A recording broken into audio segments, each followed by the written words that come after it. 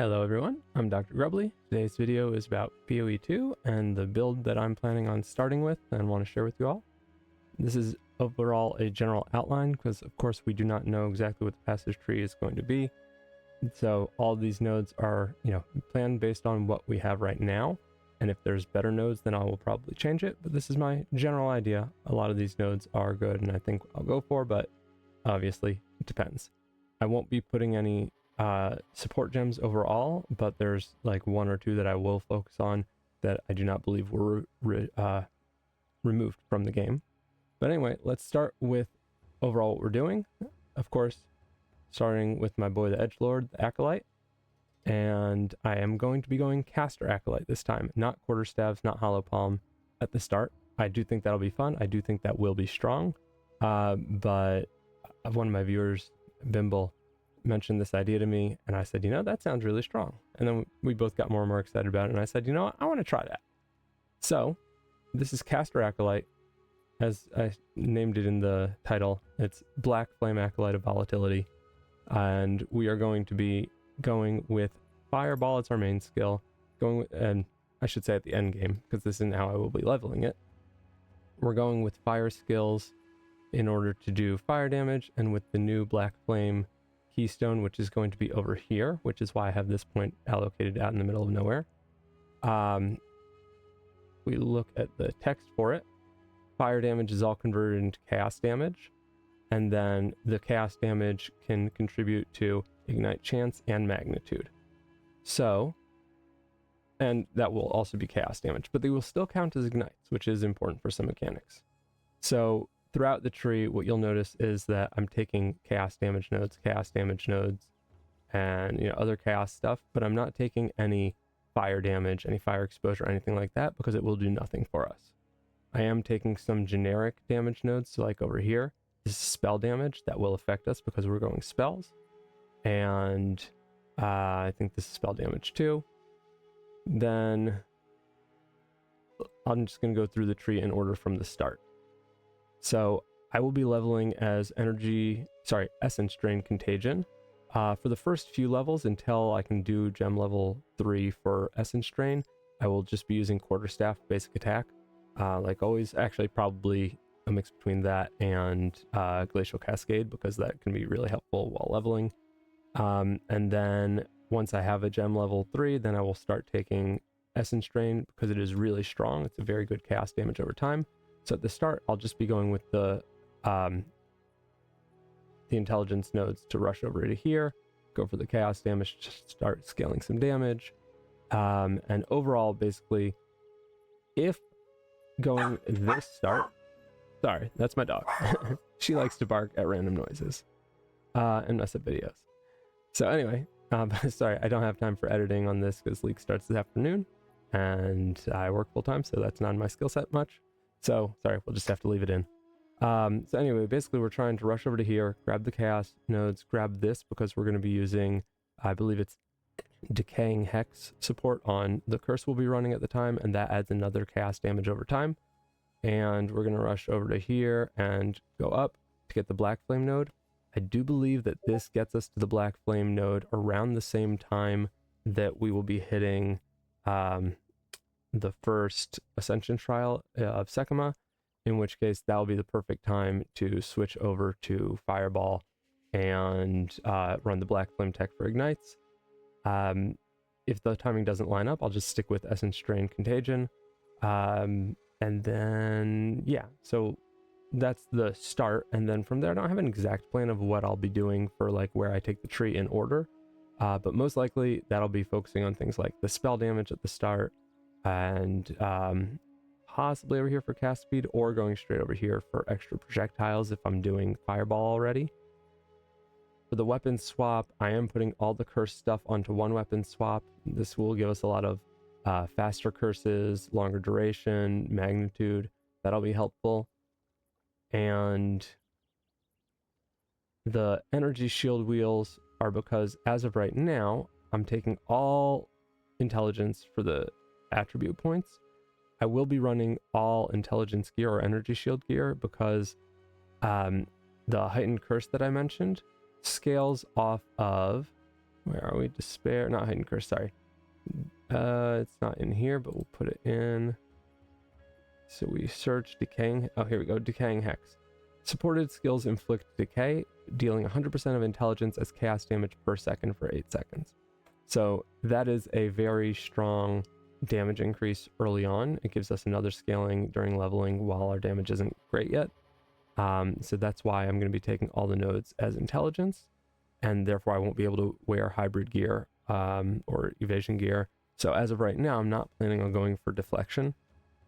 That being said, we do have the option to drop that tech either early or later on and take more of these points as dexterity in order to wear hybrid gear and gain some of the benefit of nodes like these, which are evasion and energy shield, scale that and be able to get access to deflection rolls on the gear. So the pure energy shield nodes are all for defenses, although this one also scales intelligence, and that helps with the decaying hex. So it's a mix of regular energy shield and also some recharge rate and recharge start. At the start of the tree, ignoring these points for a second, just coming down to this one node is 8% cast speed, which is kind of a no-brainer since we're casting spells. Then later on in the build, these 3 branches are all pretty strong. Fireball only has a 7% crit chance. I'm not investing in crit on this because with a 7% base, it's not very much. Blood Mage does have a node that allows you 15% crit, which definitely you want to go into crit for, and Garatha has a really good build about that, so you can check that out if you're interested in playing that. But this node, for 36% increased damage if you've dealt a critical hit, later on, once we're running Fireball and we're getting splitting projectiles from the infusions, shooting them everywhere, we're going to be dealing a lot of hits, so it's more than likely we're going to be critting within 8 seconds when we're clearing in maps. So this is just a nice 2-point node for 36% increase, which translates to 18% increased damage per node, which is valuable. Then this one is just 8% more cast speed and some mana regen, so that's not bad, although it's actually skill speed, so that'll apply to all the spells. I'm not sure if that affects things like what's this one called? Dark Effigy, where it's shooting projectiles. I don't know if it affects the casting or attack speed on this also, but if it does, great, extra benefit. And then of course over here, just a 3-point node for 36% evasion and energy shield translates to 18% energy shield per node, which is better than, for instance, small ones like, well, those ones, yeah, but like down here, like these smalls are for 15%, but it's even stronger than that. So there's no other smalls that have that much energy shield per node. So on the attack damage weapon swaps, these are nodes for a chance for additional projectiles on your spells. So between this this wheel here and this whole wheel over here for these 3 points, you gain a total of 50% chance for 2 additional projectiles. So that, I think that kind of roughly mathematically translates to 2 proj per cast, on average, so to speak. But this wheel potentially might drop it just because these 3 nodes are not especially great. They do have a little bit of spell damage, but not much. It's a lot of speed, and then the extras proj are really why we're running that. Over here, we're definitely taking this because Wither increases damage taken to mobs, and this gives you Withering Presence and the increased effect of Withered. So I think in POE2 it's 5%, 6%, but I think this translates to like essentially it's 20% more damage on the multiplier. So it is a good damage increase. And then over here, we're taking these weapon swap nodes. The little extra chaos damage as extra is nice. And then just these are all 11% chaos, which is good for chaos node. Definitely taking this wheel because we're running Fireball and mostly fire spells. So as you see, like the only chaos spell, Dark Effigy, I might not cast a lot. It is a chaos spell, so it would take us damage from this node, which is Event Horizon, where you lose 3% of max life and DS when you use a chaos skill. So I wouldn't want Dark Effigy, for instance, on like a cast on ailment setup. But Despair will be casting fairly often, and Contagion. So Contagion is a chaos spell. We will cast that relatively often. I guess it depends how quickly the contagion is spreading between the packs. But that's a chaos spell. So we just want to limit the number of chaos spells so we're not taking too much life and ES per damage each time. Mostly we're going to be doing fireball and spreading our chaos ignites that way.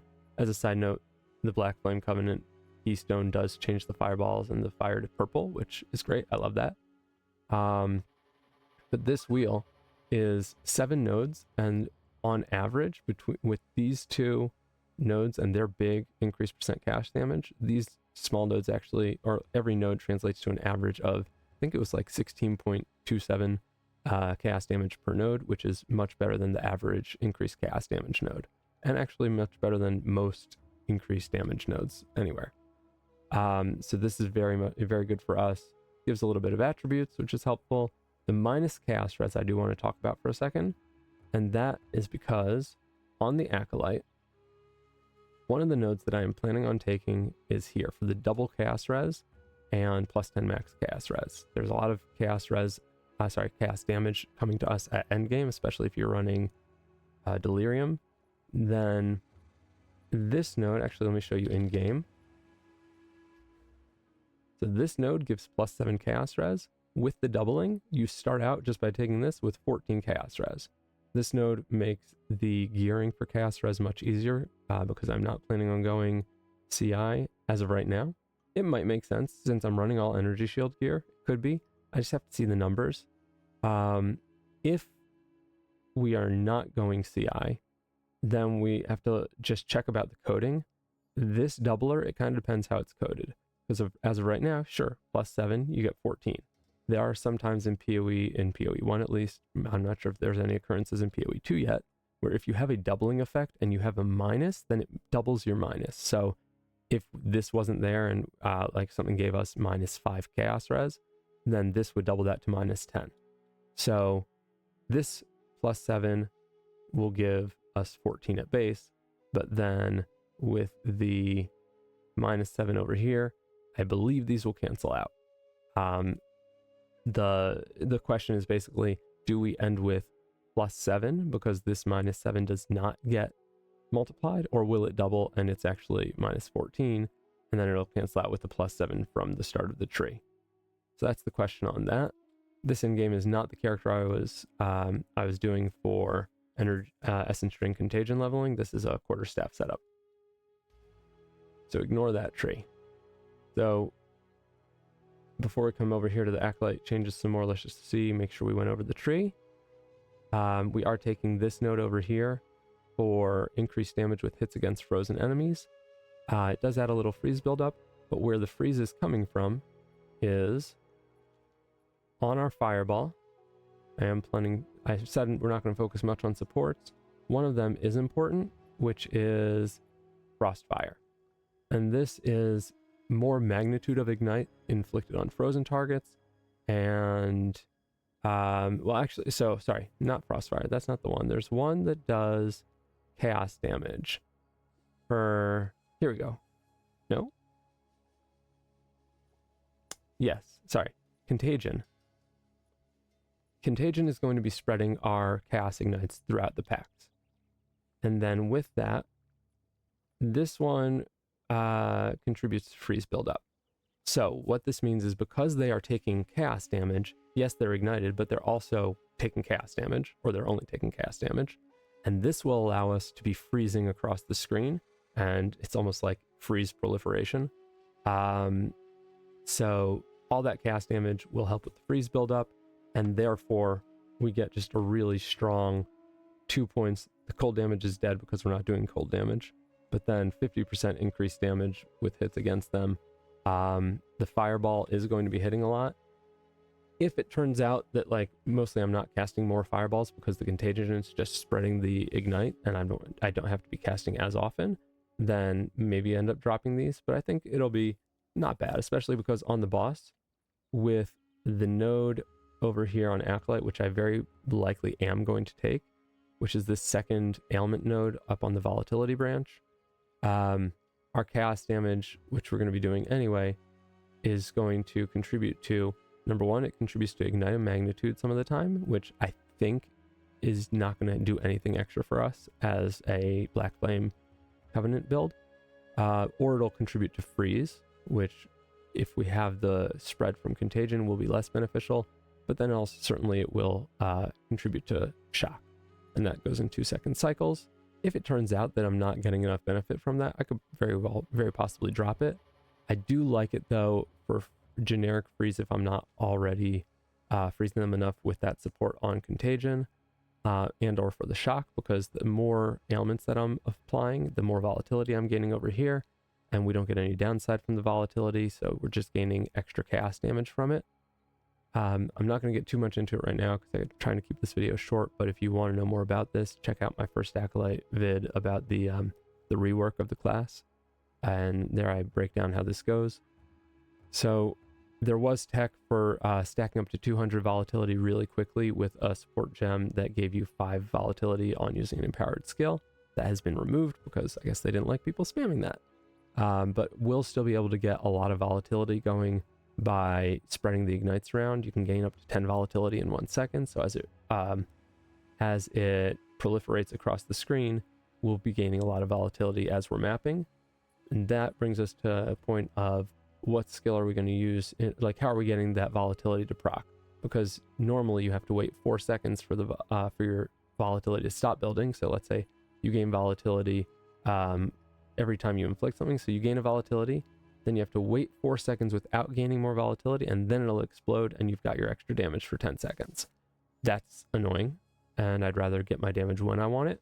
So what we do is we use a support gem on it called Catharsis, and that gives you volatility when you sorry, let me rephrase. It detonates your volatility when you use the skill. So we need to choose one skill that will become our detonate volatility skill with that support. And I'm leaning towards something like Firestorm, which could be good, or it might just be bad because Firestorm, I believe it has to be cast on an ignited enemy. I don't think you can just do regular. If you can, then great. I just have it as an extra spell to detonate, except I didn't notice this really long cast time before. So maybe not the best choice, but basically any skill will work. I could even put it on the living bomb skill that'll be from the tree, or solar orb if we're going to use it. Depends how often we're using those. I know that fireball does get its splitting firebolts in the new patch. This is getting it from the fire infusions, so we do want to make sure we get those, but that won't be hard. You can get those from igniting an enemy or killing them with either living bomb or I think it's from living bomb. When they die, they're going to drop the mana remnant, or sorry, not mana remnant, the fire remnant. They'll be doing that now, so that'll probably be our way to generate those, and then we'll be able to have all our splitting firebolts from the fireball. So basically just have to choose one skill to use as our trigger for all the volatility, and then we can have a lot of extra added chaos damage coming to us. As far as the ascendancy goes, the other nodes that I'm looking at taking, as I mentioned, probably the chaos res until I have enough ES on gear that I would feel comfortable or safe going CI, in which case can drop that and either go for the leech for mana, which I think is just certainly a bad choice if you're going CI, or it might allow us to just take both of the nodes for the breach nodes for the flame. I was looking at illusion dodge bomb, which actually my thought was that might be the best trigger for the volatility. Darkness is a no-go because we want to be using some spirit skills, and that's really more for like if you want to do hardcore or something. I don't think it's usually good out other than that. So probably going certainly, or I should say certainly we're going one volatility. Almost certainly we're going one breach node. Likely the second one, or this, which doesn't completely scale really well into late end game because I don't think you can get plus gem levels on it. Although +1 chaos skills might actually work for it. But you can't scale it much with other things, so it's less good, I think. We'll find out. Needs testing. This one, strong potential because additional ailments means additional volatility stacks, but it's a lot of downtime. So maybe if the small node is good, I would take that. Other than that, probably going here and taking the double all purple flames. Reason being, because if you look at this, the flames do not have their own, they share a timer. So for instance, I got that one flame, it has 5 seconds. I get another flame, I'm at 2, and now see, it dropped off. I still had 3 seconds left on that flame, but I was down to 1 stack. So each flame has its own individual timer. I do believe that we are going to only have 5 seconds on our flame timers in 0.3. I believe they did not carry over the doubling of time on the Ascendancy. There's no mention of it, and that's what I think it's going to be. If it's 10 seconds, excellent. I'm definitely going purple flames. Otherwise, I think you need all purple flames in order to get to 10 stacks of purple flames and be able to sustain that for any amount of time. Otherwise, it'll just be like 5 to 7 stacks most of the time, but still, that's 35 to 49% added chaos damage, which is great. One thing to note in the tree, if you want to go super defensive, and possibly this would be a way to go like level 95 to 100 for Acolyte, you could path over this way to Mind Over Matter, where all damage is taken from mana before life. And then if you did that, you could actually choose to use purple flame, sorry, not purple flames. You could go blue flames with the Ascendancy, and you would be leeching mana. And that would be 7 to more than 7% mana leech per blue flame, which would be a really strong defensive layer. So late game, that could be the way to go if we're getting enough added chaos damage or just have enough damage and we want the extra tankiness. I believe this is 6 extra points. 1, 2, 3, 4, 5, 6. Yeah. So it only works if we have everything we want by 94. And then you can go for that. And that could be just an extra defensive layer. But then you lose out on a lot of potential added chaos damage from the purple flames.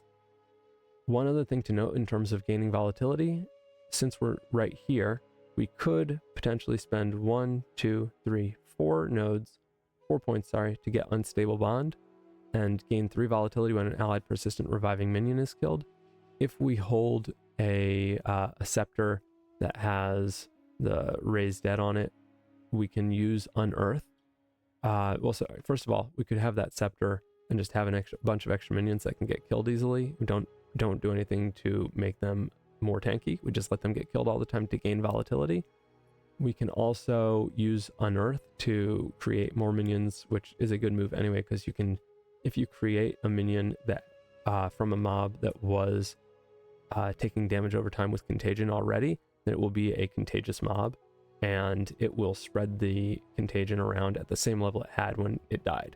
So that can be a really good way to proliferate your chaos ignites or chaos damage over time, all the above.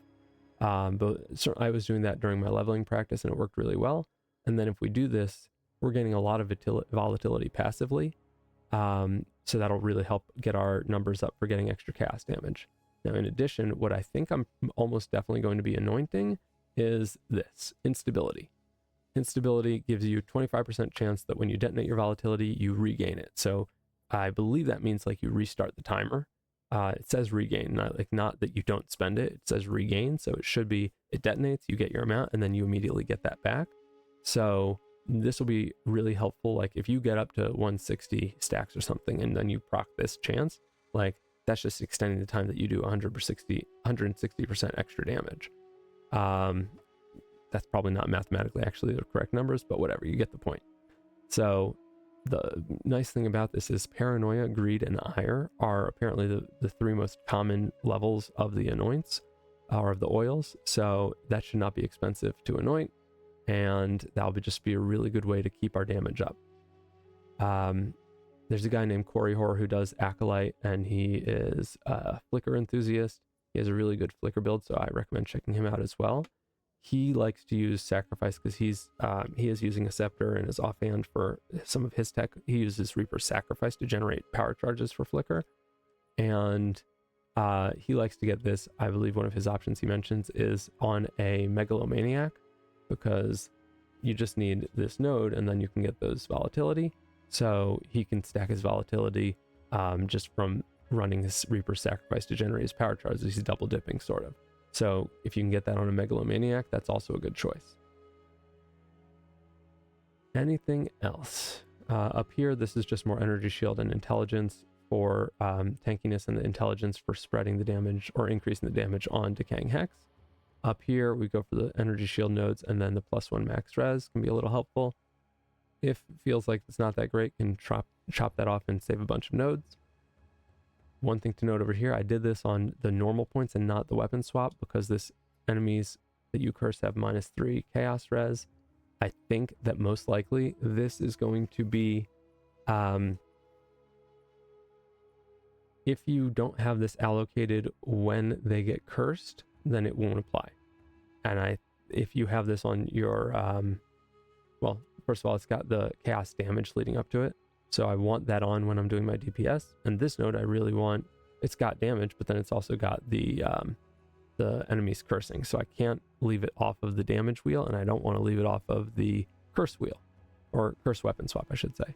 So I'm just leaving that on the main swap. I believe that's it. Let's see if there's anything else we missed in the tree. So over here in the skills, I don't think I fully talked about all the skills. Fireball is going to be the main skill. Contagion is going to spread it initially with Essence Drain. So Fireball will come in to replace Essence Drain. And then Firestorm, I'm not sure yet. Have to play around with it. That one can be dropped if we need to. Despair, because elemental exposure and elemental curses are not going to be helpful once we're running Blackflame Covenant. Into the Breach comes from our Ascendancy, and we're going to be running all things related to the remnants on it. This one allows them to be picked up from further away, and this one, it delays it and then it gives increased effect. These two I wouldn't necessarily run. They take extra spirit, which now is going to be a thing. So basically, like, things related to remnants go into the Breach.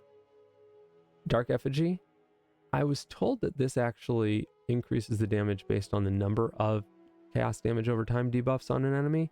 So if you are running, let's say this has a chance to poison, right? So I believe that this, if they're poisoned already or possibly on hit, I don't think this targets the same mob twice. If they're poisoned, then I believe this takes 2 layers of the added chaos damage. So this apparently can be a really nice chaos damage. I'm going to play around with it and test it, but you do want, you know, +1 to the limit and things like that. I don't want to get too much into supports because, as we said, some of them are going to be changing. Some of them are, a lot of them are just staying the same, but many of them are being switched to multiple levels. I mentioned about the orb. I'm not sure I'm going to run Cast on Ignite. Convalescence is basically, it's like POE1's Vol Discipline, where you restart your energy shield, combined with POE1's Wicked Ward, which lets you continue your energy shield recharge even if you take damage. And then Cold Snap will be Snap. That's how we're going to, I guess, trigger the Ignite if we need to do an extra chunk of damage, and or just pop remnants when we want to, if Living Bomb is not a good enough way to sustain it. I'm not sure if it actually needs Snap in order to trigger it. We'll have to see once the league drops. And then I think that's it. We could, if we have room, we can also take another skill as our trigger. The trigger with Catharsis that I was mentioning before. And then I think that's it for skills. If I miss anything, I'm sorry. Kind of in a rush. The league starts coming. We're all super excited.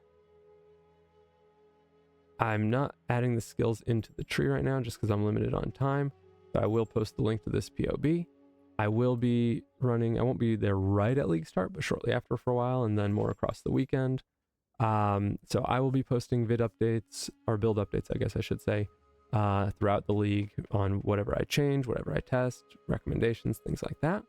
I hope everyone has a great league start. If you have recommendations, comments, feedback, etc., leave them in the comments below. Come hang out in Discord.